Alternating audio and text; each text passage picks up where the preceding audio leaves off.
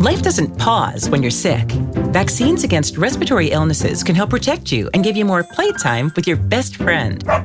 Depending on age and health status, vaccinations for flu, COVID-19, RSV, or pneumococcal infection may be recommended. Vaccines can help keep you from having a rough time. Learn more at cveep.org/vaccines-protect. Brought to you by the American Lung Association and CVEEP, fighting infectious respiratory disease. We also do like an inner child, inner voice group, mindfulness, loving self, the Sundo practice, healing through creativity. So we're really trying to get people back onto their side of the street and connected with their process and helping raise awareness to the ways that they're thinking about themselves and perceiving life. Because that's the only place that people can make adjustments. We can't control people, places, and things as much as we might want to. We can't read other people's minds as much as we might think that we can. And so to return to, I am, if I'm the cause of my suffering, then I also get to be the solution for that suffering. I get to be the cause of my well-being.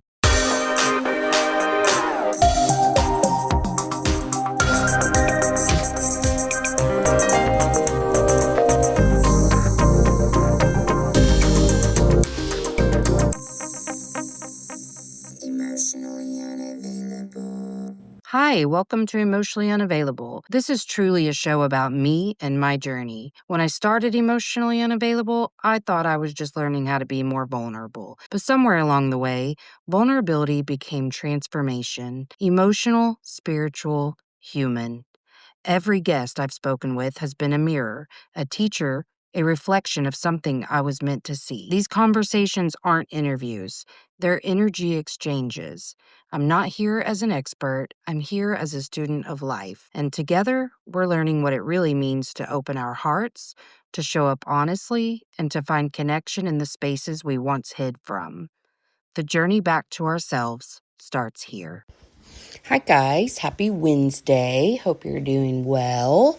Today's guests are Greg Vorst and Michael Nolan. They are the co-founders of Embodied Recovery, a treatment center in Silicon Valley helping people transform addiction and mental health struggles into soul growth and empowered living. Their empowered living teachings, blend psychology, ancient wisdom, and embodied practices, drawing from therapy, 12-step recovery, and Sundo Korean Taoist breathwork. They guide clients to reconnect with inner wisdom and healing. We had such a good time. I love, first of all, meeting evolved men. You know that. But also just like, they're very real and just all the things that I value in humans and in guests, just willing to just get into the nitty gritty with me and just receptive, I guess, not just wanting to impart their wisdom or their knowledge, but willing to actually have like a conversation. And like I said, just be really real and authentic and vulnerable. And I really appreciated them. I've thought about the conversation a lot since we met. And it just, I don't know, made me really happy and really lit me up. And just, made me think about how I want to move forward in my practice, etc. So anyway, I know you guys are going to love this episode too. Make sure to check the show notes. I will have links to, first of all, I'm going to include the phone number that they mention at the end of the episode, but I will also include their website, Instagram, and YouTube. And I know someone will get something from this episode, especially if you are in recovery. We do cover that a lot. But I felt like the conversation could be applied to any part of trying to just grow in this human experience. And even if you're not addicted to something that's ruining your life, like drugs or alcohol, I think this episode really highlights just the way addiction to dopamine, etc., really can be addressed in the ways that we self-sabotage ourselves and whatever. I've said etc. twice. I don't think I've ever said that in an intro before, and I said it twice. What? Anyway, Mercury retrograde, you know. Anyway, yeah. So give it a listen. I'm recording this in the morning, so my brain is a little sad at me. And I probably can't put any more thoughts together that are going to be...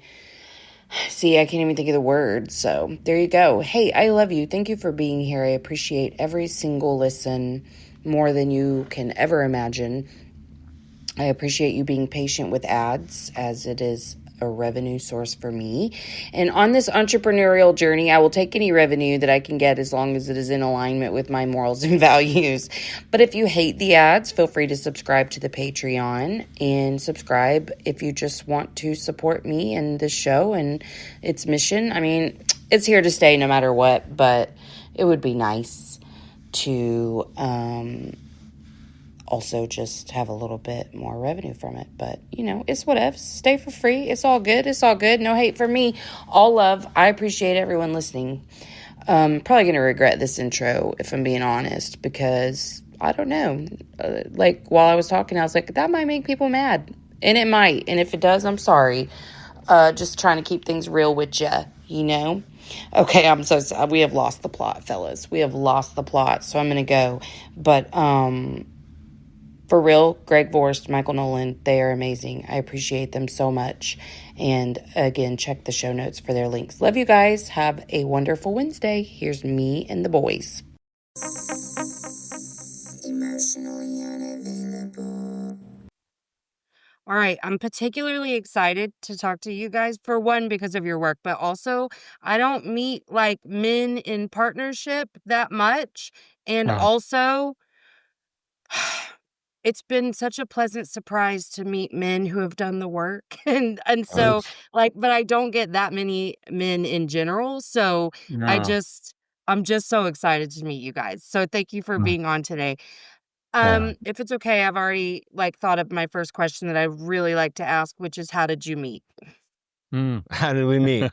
Oh yeah. Yes. Yeah. So it's funny. The stars aligned in such a way where, Greg was spending time in places where I was spending time, and he was either there before me or after me. And so, he grew up in Texas. I was born in Texas, and then I was living in Maryland while he was in Philly, and I was on Long Island, and he was in New York and in that area, and then out here. So, but anyway, to maybe answer your question, we met in I guess it's maybe 2017 in Mhm. working together at an outpatient program. So we were He was working for my someone boss. else. Yeah. That's right. Yeah.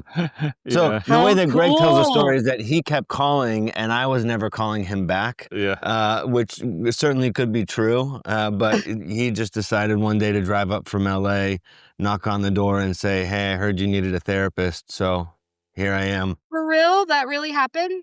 Yeah, it really happened. I had sent out a lot of resumes. I was excited. I didn't know why, but I knew for some reason I was moving up to San Jose. I hadn't spent any time here. Decided to come up for like Equinox festival and check out the territory. And I thought, all of these people I'm applying to aren't responding. I'm just going to go and visit them. And I was in the hotel on Saturday night, and I ended up getting an email Mm. unexpectedly that night from the owner of the company that Mike was working for. And he said, "How about we set up a phone interview next week?" And I said, "I'm in town. How about I stop by Monday morning?" And I love it. yeah, and then Wow, that really was meant to be. yes, it was. Yeah. Yeah. That's so cool. I love that. And you guys are just besties? That's funny. So we didn't start out as besties. I think that Greg and I have very different temperaments, and Greg can get very excited and passionate about things. I'm more of kind of like a sit back, let's see how things unfold, and then we can kind of make a call on something because God forbid I ever Mhm. change my mind. And so Greg would say, Which "Hey, do makes you want for to go get..." great business partners. Yeah. It's been working out really nicely. But Yeah. Greg would say, "Hey, do you want to go get lunch?" And I'd say, "No, I've got lunch. I'm fine." Or he'd Oh, say like, "Hey, what are you doing this week?" And I'd say like, I'm fine. Like you have fun on your own. And then as we would be leaving, he'd say, "Hey, Michael, I want you to listen to this song real quick." And Greg is a big fan of Prince, and so he'd say, "Come sit in my car, listen to this oh, you song." were just And hurting so his then feelings all the time. yeah, well, and then it slowly over time wore me down, and then I was like, this guy just pulled me into a friendship, I guess. He was like, And then "You want to be my friend. You just don't know that you yeah, really wanna he be my he said, friend." "We're friends already, you just don't know it yet." And so it took me a little bit of time to catch up to what he already knew. And then, Yeah.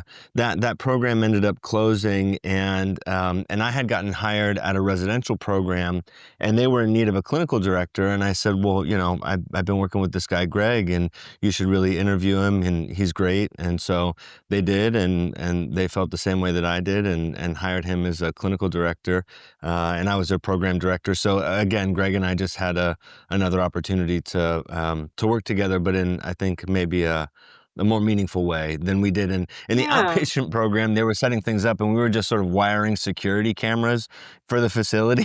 So we Yeah. weren't doing a ton of groups in those early days, Yeah. Yeah. Wow, what a but. fun story. Greg, are you a fire sign?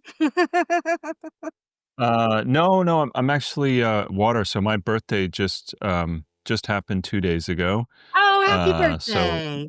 yeah, so I'm Scorpio. Um, Oh, what are you? y If you were what uh, are you, Michael, if you weren't, like, all about that? I'm a yeah. Taurus. Yeah, he's actually it's Oh, interesting astrologically, okay. we're exactly the opposite, and, um, and if we can resolve our differences, it's said that it'll be a great partnership, and another fun fact, Michael and my wife, share the same birthday, and they're my 2 That's favorite people on the hilarious. planet, and, the 3 of us work together in a really remarkable way, um, and I think That's we've awesome. really balanced each other out. Yeah, Mhm. yeah. Man, that's so exciting! What a great story. Okay. My next question that I thought of, because what I always do is I just kind of read the profile again before I start this, just to see what comes up. And I don't care what the answer to this question is, but I think you're probably used to being asked this. Do either of you have addiction in your history? Oh, yeah. Mm. Yeah, yeah, yeah. Yes, I definitely do. In Yeah, your own, and like, I were can you go. an addict or like were your Yeah, parents or so what? yeah, so I'm an addict in recovery. I got clean August 8th, 2007, but it had been kind of a long road leading up to that. But I think that as far as people in recovery go, I was fortunate that I was able to get to a place that really provided what I needed in terms of accountability and calling me out and care and support when I was 23. I Yeah. think in the first time I went to treatment, I was 20. And so hearing people say it's so great you're getting it when you're this young, to me just sounded like, why are you here right now? Come back in 20 years and deal with it then. But Yeah. but No, it it turned I out can to be relate. absolutely true. It really has been a blessing to be able to have 18 years in recovery. But yes, I use anything and everything under the sun. Yeah. Yeah, Okay. and my history is a little different. I often joke that I didn't need drugs to screw up my life, so I wasn't I never felt compelled to seek out substances. I think I'm what would classically be called, like, in the room's a normie. So if I have a drink at a social setting, that's fine, but I'm not, like, eager to get one, and then I might not have one for another couple of months. But then, um, I did nonetheless, I very much identify as an addict still. In fact, years ago, I think like around 2000, I started reading David Hawkins' Power versus Force, and he was a recovering alcoholic, and he was talking about the power of the spiritual movement in the rooms. And so I just started going into like AA rooms. At the time, I didn't know that there was like emotional sobriety groups. Yes, And yeah. so I I would go in there and I would hear the shares, and I could really identify with them even though I wasn't drinking or using. I Mhm. felt like I had the same struggles or defects or challenges that other people were wrestling with.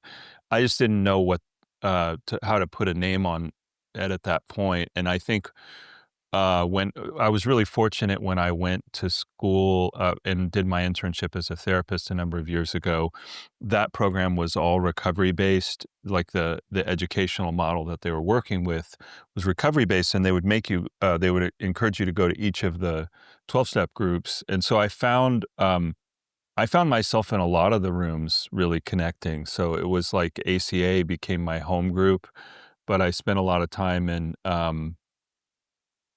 Coda, and I also really connected with like the sex and love addiction work, and Mhm. even uh, let's see, OA. I kind of I think a lot of the emotional challenges that I had, I would tend to like eat sweets or things that would kind of be numbing for me as a way of Mhm. avoiding that pain. But I didn't know what that really was until I think kind of mid-30s when I got into the rooms. Um, Yeah. That makes perfect sense to me. And I guess let me clarify what I meant by I don't care what the answer is I don't think that you have to have addiction in your own personal history to be great at mm, providing services to addicts is what I meant, just to clarify. mhm, But mm, Yeah.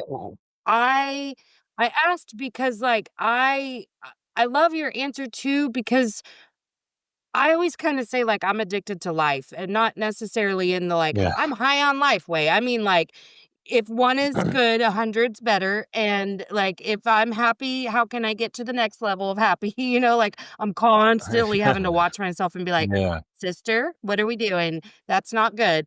But, like, Mhm, I grew up in AA, NA rooms because my parents were mhm, addicts. My dad didn't, like, go to mhm, treatment, but my mom fought the good fight, and so I went to a lot of she did more AA meetings than anything, but, I went to a lot of those, and then at some point in my history when I was trying to figure out why I was such a psycho, I came across some, like, emotional addiction book, and mhm, really considered seeking out, like, Emotional Anonymous or whatever, because I was like, "Oh, mhm. dang, yeah, this really resonates with me." But, of course, I was like, "Oh, sure, another day. Let me just go read this other book really quick." And so that's been my history, and then as I've, like, really healed, I really saw, well, I'm just constantly seeking dopamine in some form or another, and I've had to learn how to manage Mm, chemical lows, you know? That's really like, all mm, my mhm, self-sabotage has come in a moment of chemical low and the narrative that mm, came with that, which if it registered as boredom, and the narrative behind it that I did not hear for a long time very clearly was like, "Well, you're bored because nobody wants to be around you, because 'cause you're not nice or you're not mm, whatever," it was just a bunch of mm, shit talk. So that's where I started to understand why I had behaved. But in terms of like, I mean, I've been addicted to nicotine since I was 18, so there's that. Like I mm. quit. I used to be a 3-pack a day smoker and then switched to vaping like 2011. Still doing that. So, I may be looking into some of your practices. Okay, so then my next question. You borrow from the 12 step. I wonder what your Mhm, feelings on, the 12 steps in general are in terms of, maybe the program itself, just because 'cause I'm hearing a lot mhm, of differing opinions these days, so I was just curious what yours are. mm, mhm. Yeah. I'm curious about the differing opinions. It's interesting. If I think back when I first got sober, it was like you go to AA or NA, and if drugs were your problem, go to NA, and if alcohol is your problem, go to AA. And then I even though my primary drug of choice was opioids, I connected with a particular AA community that was in my area. There were meetings all the time, and so it felt like. as long as I'm working this program and showing up in this community, then I'm doing the work on my recovery that I'm being asked to do, whether I'm in AA or NA. But then in starting to work in treatment and going back and becoming a counselor, you know, there started to become more offerings. There was like rational recovery and smart recovery and refuge recovery, and there were all these other alternative support groups to 12 steps, because people were saying, I don't like 12 steps. It feels like a cult, or I don't buy into this God thing, or, they want you to find a higher power. And so there was a lot of resistance to 12 steps, I think, because of maybe the Judeo-Christian influences on the 12 steps formation. So people were looking for Mhm. alternatives. And then within the last 5 years or so, I've seen so many more people really go back into a pursuit of spiritual connection. And so, in saying that we borrow from the 12 steps, there are a lot of principles and values from 12 steps that we incorporate in the work that we do. But a really big one is this, um, repairing our relationship with higher power. For us, it just Mhm. feels like such a huge piece of the work that is required for people to stay sober long term. So I love 12 steps. I know Greg loves 12 steps. We're certainly not opposed to people saying, I really connect more with smart recovery or something else. But typically, what it looks like is, I don't want to do 12 steps, so I'm going to say I'd rather do something else, but I don't even follow through with the something else that I say that I'll do. Mhm. Yeah. Mhm. Yeah. That's just been my experience, but Yeah. I don't know. No, yeah. Wha- Yeah, yeah, I can just say I'm super grateful about 12 steps. I feel really crazy about the value that it's contributed to my life. I think prior to 12 steps, I had a lot of passion, and would attempt to do things in my life and do well, but there was this constant feeling of like shooting up and falling down. There was no Mhm. levelness or steadiness to my life, and I until I really understood that core wound of shame and looked at the ACA Mhm. literature and did that work, my life was really like a roller coaster. And I was a big spiritual seeker, and I wasn't just a seeker. I was somebody who was like radically committed to reading text and doing the Course in Miracles and doing this and doing that and doing practices. And even with all of that, still to no avail, I was kind of always falling in this blind side until I did the 12 steps. And so for me, from that period on, every year has progressively gotten better and better and better, to the extent that Mhm. I can look at my life and say, "Oh my God, I just feel so grateful for the life I live, the possibilities that I have today versus who I was prior to doing that work."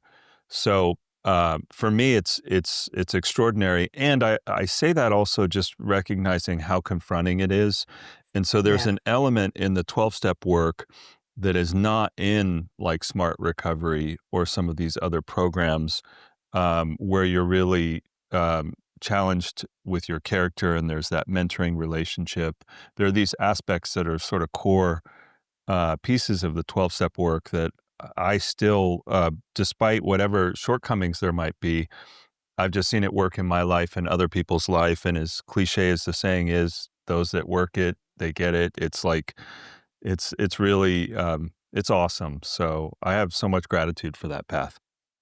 Yeah, it's so funny to hear some of those phrases that I grew up with. Like in my first book, I wrote Yeah. something about stinking thinking, and I was like just laughing because I that was know. something I heard in a meeting with my mom. No, I mean, the only I'm an Okie, so not far from Texas. And so, Uh-huh. very similarly to Texas, here, if you practice Christianity at all, it is very Uh-huh. fundamentalist. So that is what I was raised with, Uh, and lots of trauma. I am not religious anymore. And there was a period of time where I kind of just like went from maybe to no belief of anything at all. Like when we die, and that's it. And then that was kind of a lonely feeling. Like I was like, I don't necessarily like the way that feels, but this is where I'm at right now. And then for me, I'm really spiritual, but it started with like a love of astrology and getting really into that and feeling like, okay, if I can believe in a blueprint, there's got to be something more. So Mhm, just kind of like working through that mhm. and the next That's steps cool. and whatever. Um, I think my only issue with people who some people say, like, as long as you believe in a higher power, but they really mean, like, the Christian God, that's where I get Mhm. frustrated because 'cause I'm like, "Well, you just said higher power, like, why does it have to be your thing?" You know? But I'm in Yeah. Oklahoma, so those are the only people I'm gonna run into here in terms of yeah, you know what I Well, mean? Yeah. sure. And I also, I think that having been in the rooms for so long, people will say your higher power can be a doorknob, or God could just stand for good orderly direction or a group of drunks, and what I will say is that in the exploration of my relationship with higher power, I am doing some some very intense work on my relationship with authority. And so that goes back to my relationship with primary caregivers, and when I can Mhm. hold on to this feeling of like resentment and anger, and I'm going to do it my way and people can't tell me what to do, and I stay oppositional, it keeps that heart space really closed down and unavailable to the healing that's possible for me. My sponsor, I would ask my sponsor, why do I have to do this? He'd say, I want you to do writing on, how your life was unmanageable in these ways. And I'd say, well, why? And he'd say, it doesn't matter why. I want you to do this assignment. And then I was asking so many questions, wanting to understand the rationale for something, that eventually said, Mike, look, all of these steps, okay, these 12 steps, just think of them as 12 exercises in humility. Okay, that's what you need to work on. You don't need to know why. You don't need to have all the answers. You just need to accept what I'm asking you to do as an exercise in humility. And when I did that, my life opened up in a really radical way. Yeah, You yeah, know, I could see that. Well, what are you guys if you were to just kind of say in general because I'm not familiar, I'd have to switch screens with the breath work, Mhm. specifically the one that you mentioned in your profile, but kinda, like, tell me how y'all's program works. Yeah. Yeah. Okay. Yeah. Well, there isn't a lot of explicit material that's 12-step orientated in the program. We certainly encourage people to seek that out in addition to the program. And one of the things that's awesome, a lot of people who are really not inclined towards 12 steps and don't want to do any of that work, they find us. And then by virtue of doing work with us and seeing the value of the work, it imparts some sense of trust to them that they eventually go into the rooms. So I think if we were leading with 12 step, we would probably not get to work with a number of people um, Yeah. who need our work. hmm But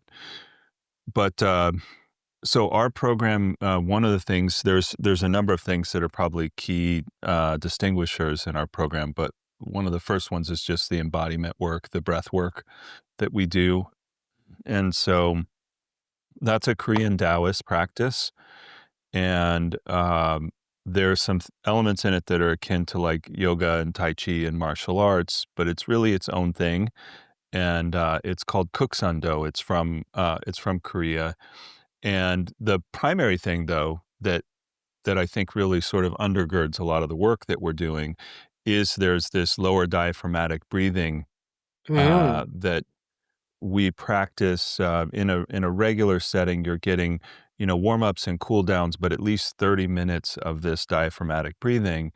And what that does is it starts to train my nervous system to move into the parasympathetic branch, which is like the relax, rest, digest, um, Mhm. all of those sort of feelings of well-being and calm can be cultivated in that space. And if we do that breathing in a steady enough fashion, meaning the song that we have, there's a 5-second count where you inhale for 5 and exhale for 5 in the beginning stages. So that repetitive lower diaphragmatic breathing starts to facilitate the creation of serotonin. And so Mm. serotonin is like the sense of well-being, but it's also pause. So like I can see the long view rather than just being impulsive and going with the Yeah. thing that feels like I want to. get it right now, I can start to have more of a spacious view, make choices that are more aligned with my greater sense of well-being, but also just feel really well. And when I can learn that I have access to that technology independent of circumstances, meaning my life could Mhm, completely be in the dumps. My relationships could be off. I maybe have bills that I can't pay, whatever, all the stressors, the things that are a part of life, or maybe I'm coming out of a drug addiction or a serious mental health challenge. But once I figure out, oh my God, this answer's inside of me and I mhm. can create it every day, any moment, well, that's incredibly empowering. And so that's one really significant part of our program. And what we've found is it's a really wonderful foundation for somebody to then go on and do um, deeper emotional work because now I Yeah. have a sense of safety within my body. I have a sense of well being, and I'm really anchored and centered. Typically, people are very much in their heads, they're future Mhm. tripping and so forth and so on. This helps me become very present. It facilitates my awareness, but also centered because I'm directing my attention and my mind to my lower abdomen as I'm doing this breathing. So Yeah. that's just kind of a foundational piece of the program. And our team practices it. So, when we took on the moniker embodied recovery, it wasn't just a name. We're really, to the best of our ability, we're seeking to embody and practice all of the practice that we do. And then in addition to that, we have an outstanding curriculum, but that's just kind of the foundational piece of our work. And part of Yeah. the reason why we incorporated the Sundo practice was because we had had these experiences in working in treatment where it felt maybe a bit disjointed at times where you'd be scheduled to do different groups and they'd say you can run the group on whatever you want, and so it was a lot of like the development of different skills, which was helpful, and then maybe like a Brene Brown TED Talk, and then some worksheets, and we found that people had this concept of recovery that was kind of like. As long as I carry my recovery binder with me and pull out the right skill at the right time, I'll Right. be able to prevent something bad from happening. And we felt so strongly that recovery is something that needs to be practiced on a daily basis. Like I Mhm. need to be putting my recovery into practice, not so that I can ward off the difficulties of life, but so that I can move through them. And the Sundo practice is such a tremendous practice for me to stabilize from within, to Yeah. find a safe home base within myself, to not be getting so lost in regrets of the past or worries of the future, but to be able to meet life from a more centered place. And then from there, yes, we absolutely need to work through past traumas and difficulties and negative self-talk and the distortions through which I perceive life. But it's so hard to do those things if I don't have a solid enough foundation in which I can feel as though there's some safety within me. So the Yeah. Sundo practice has been a really core element of the programming for that reason. Yeah, I love that. First, I wanna admit that I'm a little embarrassed that I didn't realize that would facilitate serotonin release, but I kinda Mhm. learned things and then, like, on my own with some, like, thing, and then I find out, like, the science behind it later.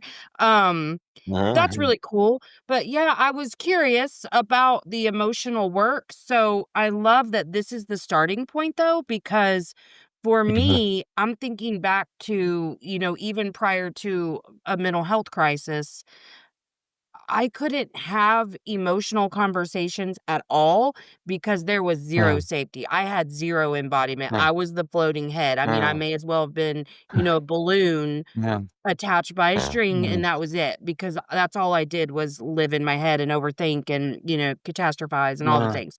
But, yeah, now that I am more embodied, I've noticed a stark reaction to so many things, like just the tension that will happen so quickly, uh, or like my fear is triggered so easily. Just by somebody saying the smallest things. And it's very manageable now because I'm like 2 years into this sitch. But before, Mhm. I didn't even understand what was happening. Like, I started to hear about Uh-huh. nervous system regulation in about 2017, and I was like, "Oh Huh. my god, yay, finally I understand a little bit about why I'm a psycho. I have trauma, and so, okay, great, I just need to regulate," but 0 idea why I was so dysregulated, aside from the fact that I knew I have trauma, but, like, nothing. I knew nothing about my wounding, nothing about my, core narratives or beliefs or any of that stuff. Uh-huh. So, it sounds like that Uh-huh. is a wonderful place to start because you have to make that container. I mean, I'm that's my focus all the time, is expanding the container of safety because I recognize Um, I'm still so afraid of so many things. So that's uh-huh. awesome.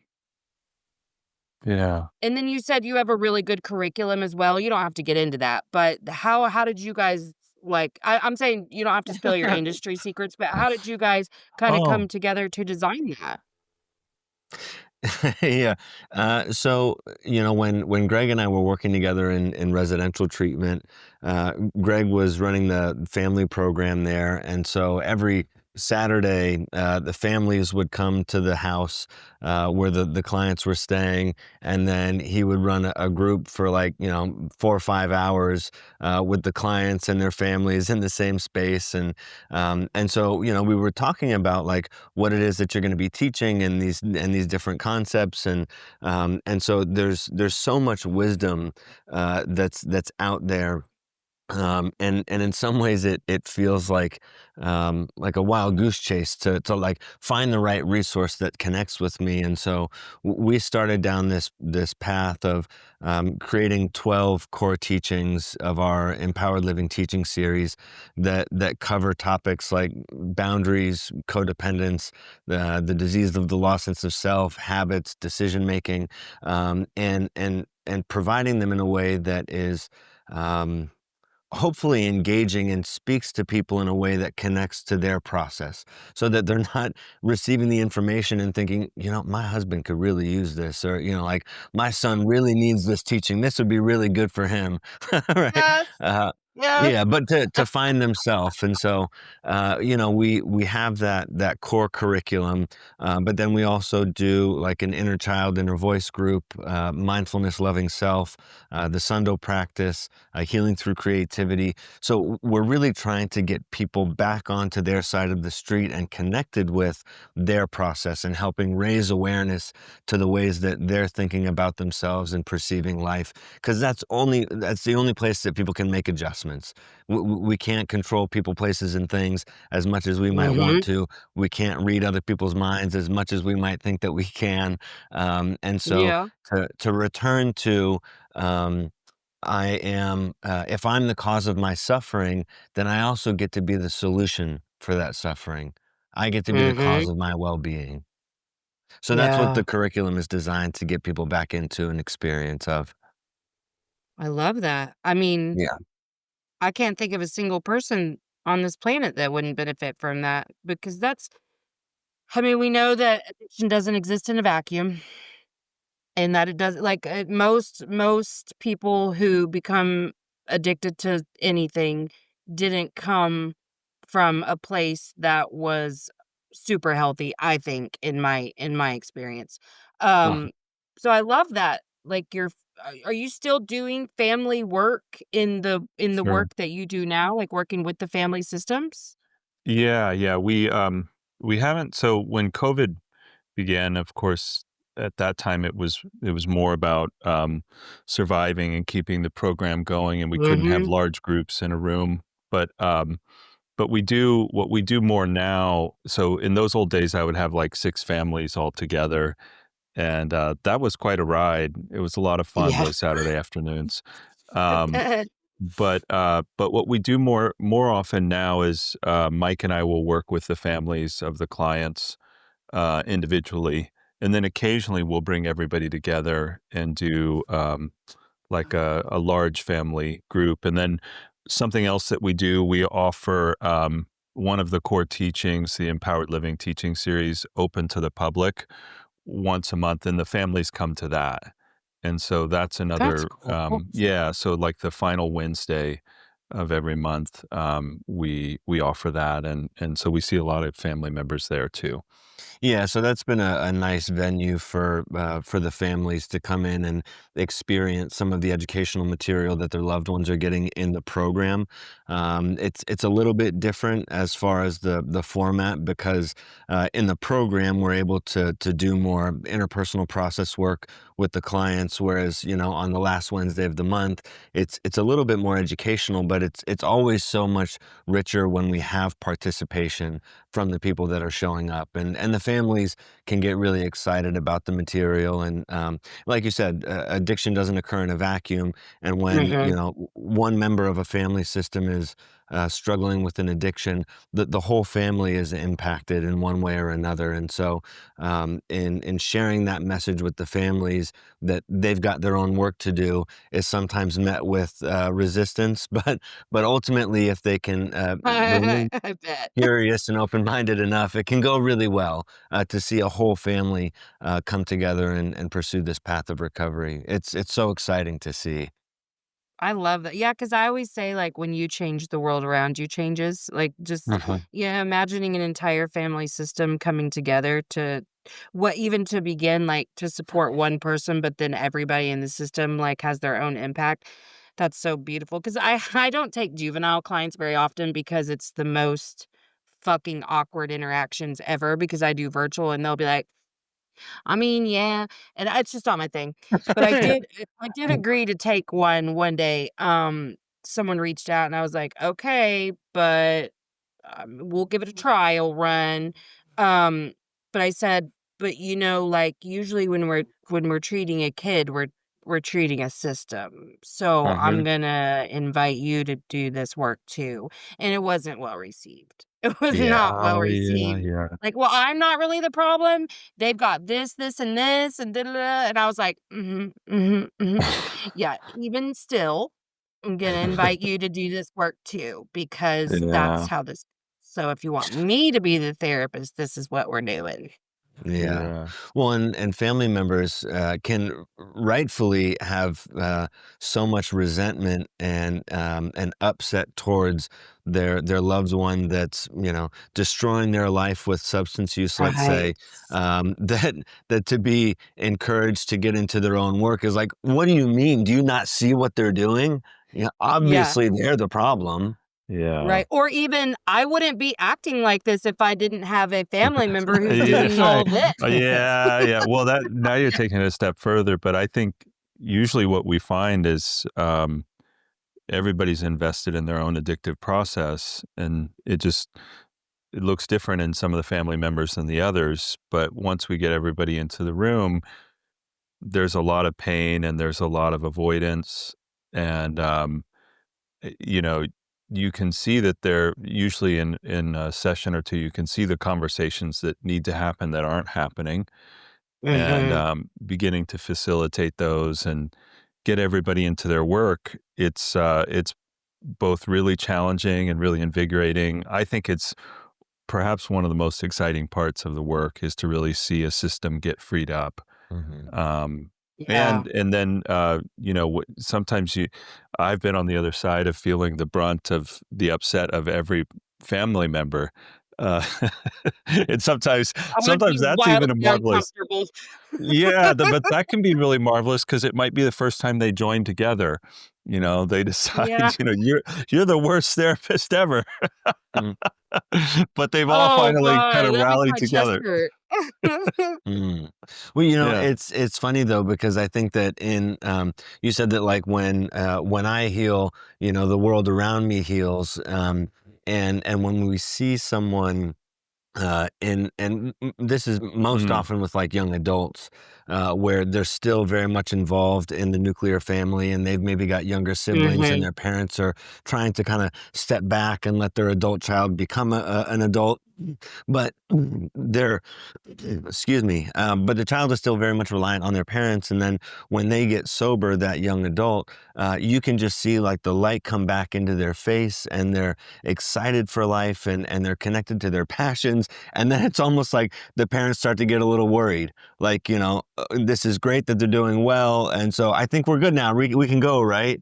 and Yeah. and then the young adult in recovery is like, well, we've got some things that we need to talk about that we've been putting on the back burner for years, and those can be really pivotal moments because the family can either lean into that and say, okay, let's keep this going, Mhm. or they bounce out and they say, nope, you're good, so we're good, and then they kind of go back, and the hope is just that that young adult is able to continue on their path and find their way. But when the whole system buys in, it's really exciting. Yeah. Yeah. Well, and as a child of addict parents, and I have a brother who he was I don't even know if I would call him an addict, I don't know, but he had a psychotic break at 19 and has been Uh, schizophrenic since then. So, oh, wow. from like overuse of meth. But between and my parents didn't make it. So neither of them made it to 40. My dad died of morphine Oh, overdose wow. when I was 15 and my Or mom died of Oh, wow. complications related to hep C and cirrhosis when I was 22. oh So wow. Wow. I heard words like codependent a lot. Mhm. Very little understanding of how that showed up in my life Uh-huh. until recently. Uh-huh. Like, I've told a story a couple times in the last couple weeks, so I won't tell that story again, but, like, Oh. I hate it hurts me so bad when my kids are stressed about something or, like, Uh-huh. they're just going through life struggle and I can't rescue them. It Uh-huh. hurts so bad. The smallest it's so stupid, but I'm like, "Disappointment, oh my god, that's so sad, let me rescue from that." And I did used to, a lot. Because I recognize now I was dismissing my own hurt. I was like, "Let's make me feel better about this, so I'm gonna Uh, rescue you." It's yeah, only yeah. in the last, like, 5 months that I'm, like, really recognizing or at least willing to confront, I'll say. I've recognized it for Yeah. a little bit, but at first I was like, "Well, we're not being psycho anymore, so at least we did that." But, like, I'm really ready to confront because I'm on my own spiritual journey, and I know that's a part of their evolution is and I'm robbing them from that if I don't Oh, yeah. stop trying to rescue, and a host of other, complications if you don't let your children make mistakes and suffer the consequences of them. But damn, I had no idea. Like, I had no idea how codependent I was in every area of my life. I Um, knew in intimate relationships, like, that was, like, really obvious because when I say psycho, I mean complete psycho. Jealous, insecure, all of the things, needing constant affirmation, validation, reassurance. I mean, psycho, but I just didn't see it with my kids because I was just trying so hard to be what I didn't get. And Uh-huh. so uh-huh. when you got, like, literally just absolute shit in your caregiver world, it's hard to know, like, what to choose from and whatever, and I had no understanding of, like, the stuff I know now. So, I love that you're addressing all of those things because, damn it, it's hard not to rescue your kids. Well, and as a parent, it can seem so reasonable that, it's my job to take care of them, and, you know, Mm, and of course I want them to be safe and well adjusted and not have to deal with these difficulties. But when we can really land in a place of solid recovery, I can also I can take care of myself and set limits and be firm, while still Mhm. being so loving. That setting limits and allowing my children to have these experiences without taking it away from them can be Right. experienced as the most loving thing that I can do for them. It doesn't mean that I just go off scene and say, "Sucks for you," let me know how it goes. But Yeah, but I sucks to suck. yeah, but I don't have to take away their struggle, and I can acknowledge that, man, that just sounds really hard. It sounds like that was really painful or frustrating, and be a healthy mirror for their experience. Because, as a father of three myself, my kids can certainly go to some dramatic places when when the issue is really little, and helping them to see that too isn't saying like, calm down. What are you getting so worked up about? It's Yeah. like, wow, I'm Yeah. noticing that you're really upset about this. And it can be helpful for them to sort of hear back where their reaction is getting to, rather than being told, this is how Right. you should feel about something. Yeah, which I can get kinda preachy, I have to watch that too. But what I noticed is I was becoming one of those people that I hated, obviously, you know how the mirror works, but it was like, I would lean in to my own fear and my own shame, so then we're gonna do some lecturing, we're gonna do some, things that are really ineffective, while still rescuing you from the situation. That I haven't done in a lot of years because when the middle one, who's 18, you just knew the boy was on his own path, and so I just learned pretty early on there wasn't much. I just needed to be a little shaman for his ass, and that was that. But I learned how to get, like, what I needed to say said in about 1.5 sentences. So that's kinda where I stayed for a long time, but then I would still rescue. And it's usually like, there's a speeding ticket or just whatever. My son lost his wallet. There's just stuff like that. But, like, I where I'm working the hardest to expand this container is because my 2 boys are way older than my daughter. She's 11 and they're 23 and 18. And I suck at their feelings because they're usually expressed in a really big way, and it's very triggering for me. Noises get me, but also just the whole experience, and so I'm, like, working on that part where you really can sit with them and be like, "God, that really sucks," you know? Because that's the part that what was triggered before was the "I'm not enough" narrative. I didn't think that I could sit there, and I mean, I just confirmed that narrative over and over, but that's the part I'm really, really working on is just to be able for it to rip me wide open to see them be hurt and still sit there and let them be hurt and whatever they need from me in that moment. I mean, the 11-year-old, she's just got super big feelings and it's always dramatic. And I'm like, oh my God, just a little quieter, please. But the boys, they're different and I just want everyone to be happy. So y'all are coming in my bubble and fucking with it. So can we just chill a little? Like, I'm like, damn it, I was having the best day ever and you're having the worst day. And now I have to figure out how to continue to have the best day, even though you're having the worst day. That is so hard for me. The first time I was like, oh, there's the codependence. Okay, we're letting his mood affect ours. Oh shit. Okay, okay, okay. I've been working so hard on this. Yeah. Damn It addict parents that got me. it's beautiful to hear your process. It's exciting. I think, people aren't really a lot of people aren't really wrestling with these parts of themselves and struggling. Yeah. You know, And it's most people are pretty convinced that the way that they're handling it is the way that you should. yeah, yeah, it's beautiful to hear you kinda claiming that possibility in that space.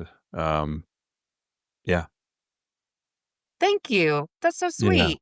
I'm trying, man. I'm trying. Again, it's all the spiritual journey for me. Like just understanding I don't know. Again, I guess it goes back to that faith in higher powers. Like it's not for nothing, like mm, it gives me that sense of empowerment to be uh, like they have their path. And also in my belief system, they chose me for a reason and I chose them for a reason. And so we're going to fucking get this shit figured out, Cuz like with my parents dying early, I just Uh, feel like, I don't think that was their intended path. Like, I think they just didn't make it, because they had so much hurt and so much pain, and I truly don't at this point in my life, I do not hold any of their shit against them or my narcissistic grandma who, was primary caregiver for a lot of my life, because I've done so much of the same exact shit that they've done. One of the only things I haven't done is physically abuse my children, which they did. But man, I had so many narcissistic traits that I had to confront. Like, I, I'm not in any way, shape, or form anywhere close to perfect. So I'm just, yeah, I'm really trying to get out of this experience what Well, all of it, and I don't think that you can get to that, like, super light place without having faced all that darkness. So Yeah, I'm that's trying to really yeah. confront that. Yeah, that's awesome. In our work, in our own lives, and then what we do at the center, I think one of the things that can be so challenging and confronting for clients and for our team. I mean, in some ways, I wish you were here right now. We've needed somebody. We need people to work with us who have that capacity to look at themselves, because I think a lot of professionals, they get into this work and they imagine that they're going to be the expert that's helping somebody else who has problems, um, and that they're going to have a skill set that's going to help them face their problems. And really, often what it comes down to is being able to really look at these dark places within myself, these places where I'm jealous, where I'm selfish, where I'm hypocritical, and all these human parts, and then to be able Yeah. to bring both presence and care and kindness to myself while looking at all of that. That's a real art. And that's the thing, we're trying to, in our work, we're really often trying to bring somebody from a place of denial, which is where the journey really begins, to being able to see those places. And usually in the beginning, the next stage is more of one of compliance, like I do it, but my heart's not really in it, and I obey Yeah. because I'm scared of life and so forth and so on. But we're as a center, we're really, our mission is to help bring people all the way through compliance and into surrender. And it's in that surrender space that I can really um, look on all the nastiness of my ego and my immaturity and all those parts that are really needing a loving authority, Mhm. like higher power, and bring that presence into my life and let myself be corrected. And we find that super, super exciting, but we find that not many people in the profession or in the market for recovery, they're not imagining that that's what the destination is. They're thinking like, if I do this worksheet, if I Yeah. behave for just long enough, if I behave for just long enough, I'll never have to really look at all of that. Um, Mhm. and As and long then as I set boundaries and as long yeah, as I yeah, do and I don't no, drink. I totally agree. Yeah, Yeah. yeah, and I'm my what I've just kind of gotten brave enough to start saying in mental health communities, because 'cause I've Mhm, been speaking at, like, symposiums and stuff, mhm, is, "Guys, we're the problem too. We're the mhm, problem too." And mhm, so, if you want change in these communities and mhm, in society as a whole, it starts with you. And you need mhm. to make sure you're doing the right work on yourself, because That's what we're it. doing Yeah. is we're handing over therapy words to people who have no fucking idea what they mean, Yeah. so they're Yeah. weaponizing them a lot, Yeah, and yeah, yeah. nobody's aware of that. They're not the Mm, person handing over the words isn't aware of that. They feel so good. I've yeah. taught you really good language, and then the Mm. person receiving the word all of it. It can Mm, be a toxic system even in mental health. So it's like, Oh, guys, oh, yeah, no, yeah. completely. let's uncover Yeah. some shit here so that we can Yeah, actually yeah. affect change. And it starts with you. Again, when Yeah. Yeah. you change, the world around you changes. The ripple effect is real. Yeah. Well, and, I think in the mental health, it can be even, more challenging because people, like, I think in addiction work, people start to at a certain point in their journey, they start to really see some of these parts of themselves. But in mental health, and this was, Mhm. I would say, this was more my path, I saw myself as the victim. And I saw the world as owing me a bunch of favors and my parents owing me a bunch of favors and so forth and so on. And it took a lot of rehearsals and failed experiments for me to be able to glean that actually there was a great deal of immaturity, selfishness, narcissism, Mhm. all of this whole stew of traits that were lurking in me, that of course I would be depressed and anxious if I'm Right. living my life that Right. way, right? And so Right. when we're confronting people who are struggling with anxiety and depression, and we're saying, well, it looks to us, given the way that the choices that you're making routinely, that depression and anxiety would be the natural outcome. It's like, that can be such a shocking statement. That can be like, Yeah, "How could you?" And yet that's what right. we're really needing to get to. Yeah, I totally agree with you. And thankfully, the way I do my talks is the way I've always done anything in life is just through my story. And so when I'm sharing, like, so let me just tell you where I'm at and like what I've been through, they start to see like themselves in me and they're like, fuck, Uh-huh. man, me too, actually, huh?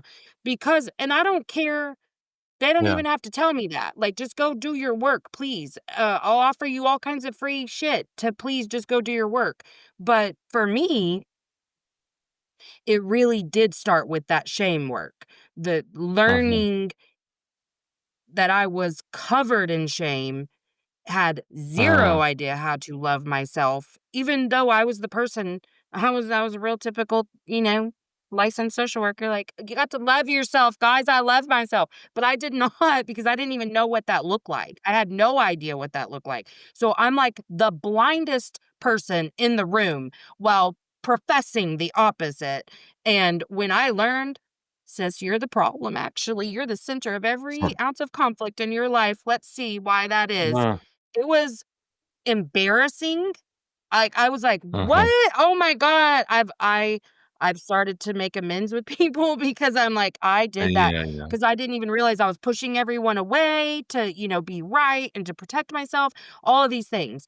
But I'm standing so strongly in this belief that the more I pour into myself, that ripples Uh-huh. out. Like, I do see the hugest difference in my family system, the hugest. Uh, And I know that they are going out into the world and rippling out from there too. And every one of these conversations, and I've seen the most wild transformations with clients, like clients, family members that I will never speak to, but yet the work that they're doing on themselves is rippling out. And so awesome. I'm I'm of service to, if there is any service I could ever offer to you all Uh, for free, even yeah. that I would love to. But I It's I I beautiful. really love the work that you guys are doing. Um, Very aligned, I think, and I love that you guys have that firm understanding that a foundation is needed, and that it does start with you. Can't just project out for our entire lives.